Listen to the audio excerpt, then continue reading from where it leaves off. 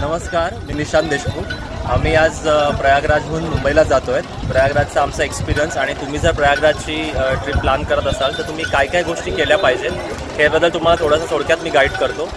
जर तुम्ही प्रयागराज जाणार असाल तर सगळ्यात महत्त्वाची गोष्ट तुम्ही हे चेक केलं पाहिजे की प्रयागराजला तिथे कोणतं महास्नान नाही आहे ना. जर महास्नान असेल तर कृपया तो दिवस टाळावा, जेणेकरून तुम्हाला तिथे गर्दी मिळणार नाही, तुमचं स्नान व्यवस्थित होईल, सर्व आखाडे व्यवस्थित फिरता येतील, तिकडची मंदिरं तुम्हाला फिरता येतील.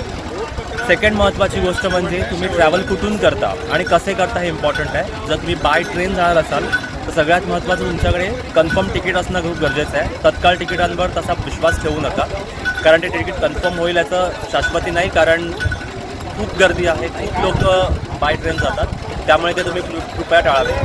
तिसरी महत्त्वाची गोष्ट जर तुम्ही बाय रोड जाणार असाल तर बाय रोड तुम्ही साधारणपणे 24 ते 25 तासात जाऊ शकता समृद्धी महामार्गाद्वारे, जर मुंबईतून जाणार असाल तर. पण जर गर्दी असेल तर ट्रॅफिकमुळे तुम्हाला 48 आवर्स पण लागू शकतात बाय रोड जाताना. तिथे गेल्यानंतर तुम्ही काय काय गोष्टी कॅरी केल्या पाहिजे, तर सगळ्यात महत्त्वाची थंडी असते, तर तुम्ही तुमचं जे पण थंडीसाठी जॅकेट्स वगैरे जे पण तुमचं आहे ते तुम्ही कॅरी करा. आखाड्यात जाताना किंवा स्नानाला जाताना या गोष्टीची खूप आवर्जून काळजी घ्या की तुमच्याकडे कमीत कमी लगेज असेल.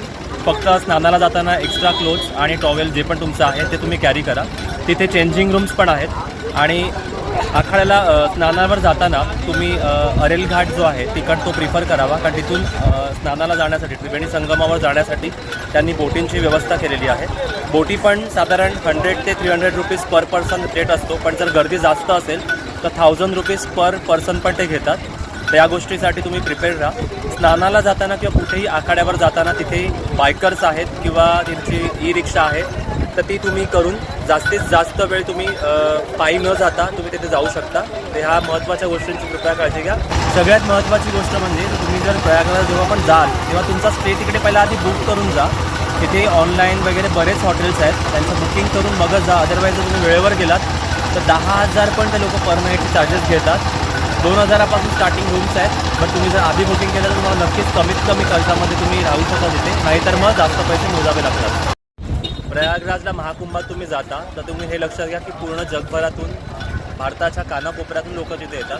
त्यामुळे तुम्हाला चालायचं आहे. साधारणपणे 7 to 10 किलोमीटर्स तरी चालायची तुमची तयारी ठेवा. एवढं चालावं लागत नाही. जर तुम्ही ई रिक्षा आणि बायकर्स जर त्यांचा यूज केला तर तुम्हाला साधारणपणे 2 ते 3 किलोमीटर तरी चालावं लागू शकतं.